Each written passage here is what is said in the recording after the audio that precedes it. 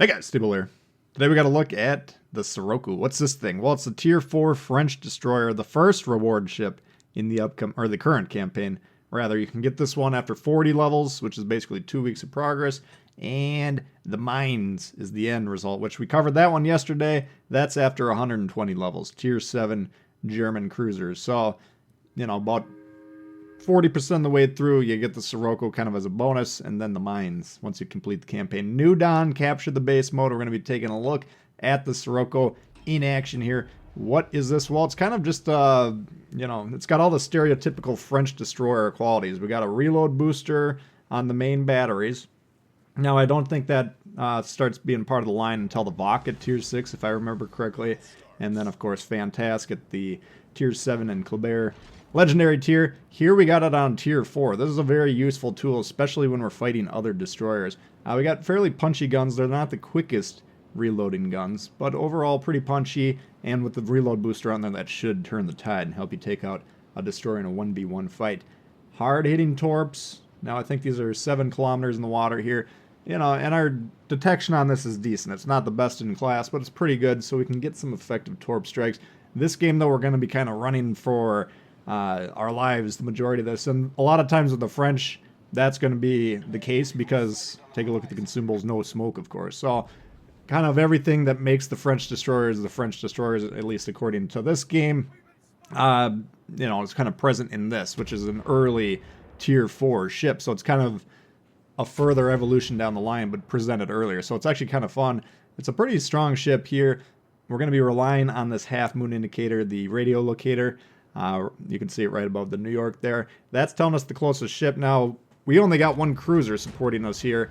We've spotted the New York, and now we're spotting another destroyer. Going to try and torp this gap here in case the New York wants to push in case the T-22 elects to.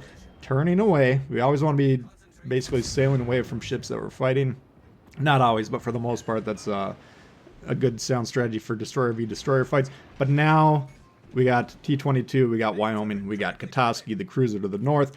This is what we talk about a lot with the destroyers. Whenever the enemy destroyers support ships are in better position than yours, or they're more effective, you're probably going to lose the fight, and vice versa.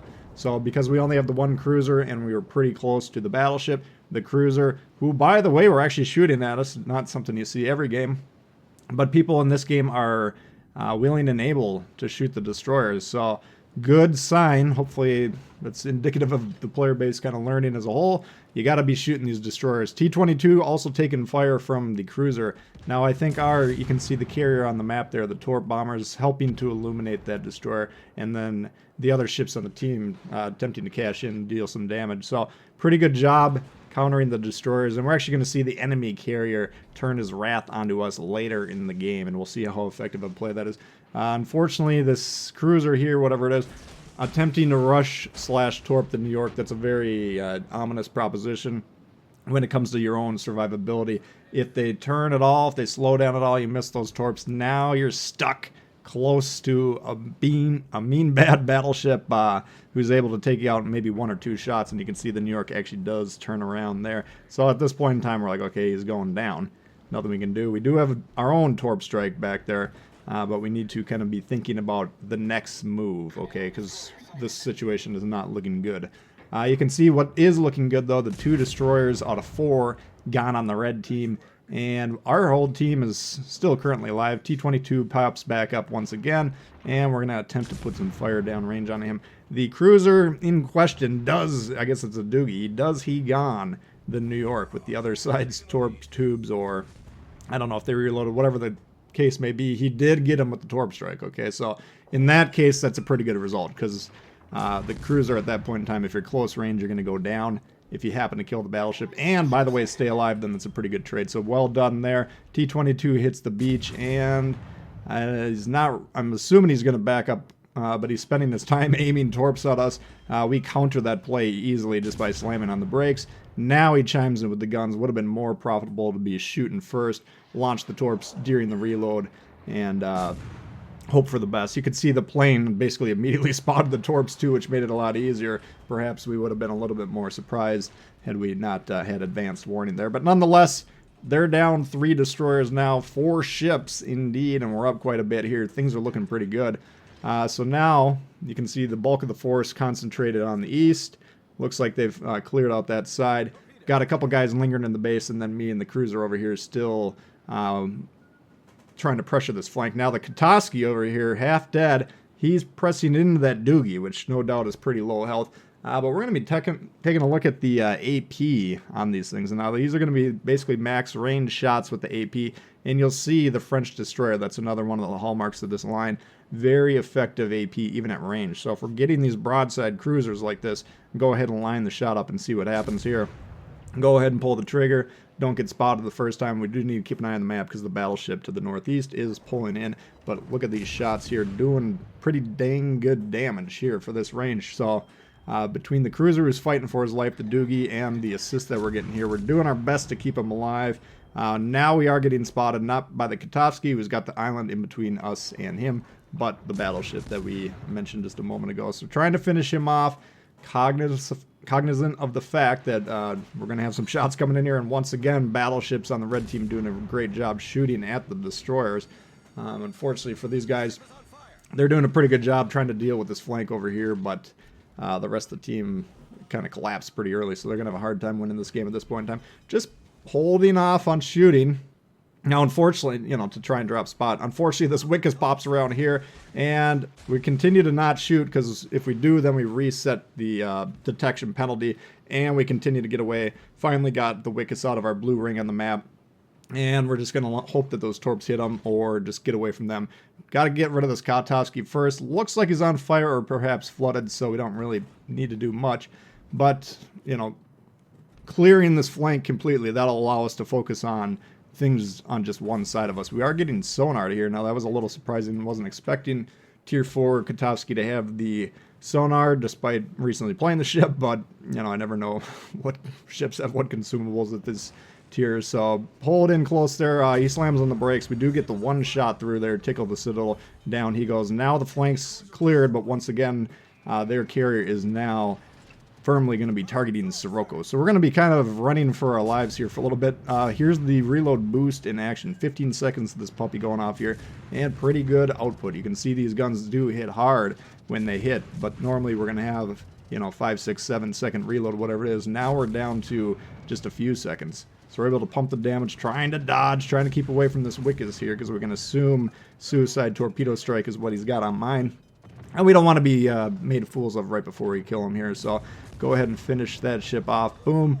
And now we need to once again drop spot. We do have the carrier spotted there. Now perhaps that's why he became very defensive and focused on us, because he sensed, okay, we got a destroyer closing in for the carrier kill. We better start defending ourselves. That's what I'm assuming his thinking is. Or he's just like, well, we're going to counter a destroyer. That's a strong play.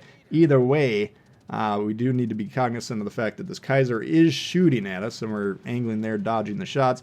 Want to close in on the carrier, but we're going to have to operate under the assumption that we're going to be spotted for huge swaths of time here with the HE bombers coming in and the Kaiser's shots, which aren't always going to be the most accurate, but the closer we get to it, of course, the more the accuracy increases. So trying to get close enough to potentially torp the Kaiser while getting some shots off here. We're going to be spotted anyways. Might as well get some ordnance down there and see if we can do some damage. Also, the game at this point in time should be loss-proof. They don't have any destroyers. We got 8 ships. They got 2. I mean, if we're going to lose this game, you got to question why you would keep playing after that. So I'm not really that worried about going down in this situation here. Battleship does a good job dodging the torps. He anticipated potentially the torpedo strike coming in from the destroyer. Our engine's knocked. If you don't know what those sparks mean coming out of the smokestacks, you can see it on your own ship or the enemy ships. More importantly, that's when your engine's disabled. We do have the commander perk that allows us to continue to move fairly well in this situation, continuing to try to hammer the Hermes with the AP. Now, you got to keep an eye on your results, right? We got 2 pens, 1 shatter there on the right.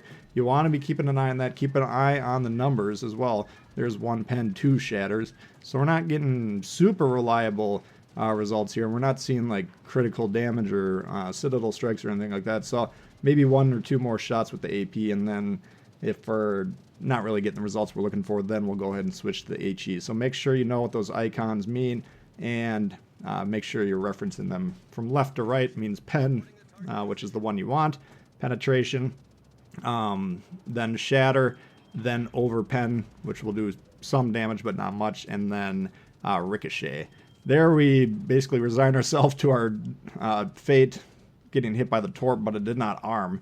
That must have been right at the edge of its arming distance. Luckily for us, we continue to move forward here, and even more lucky, the battleship has since turned his attention to more pressing matters, people that are actually fighting him directly.